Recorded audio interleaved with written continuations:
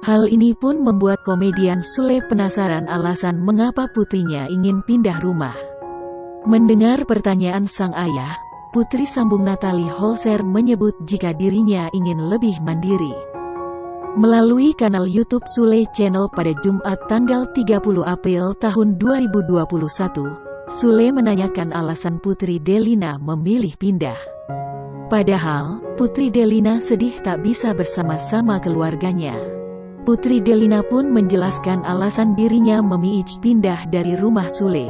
Ternyata, Putri Delina ingin lebih produktif bekerja dan mandiri. Selain itu, Putri Delina merasa rumah Sule mempunyai privasi sendiri. Mendengar penjelasan Putri Delina, Sule pun akhirnya mengetahui.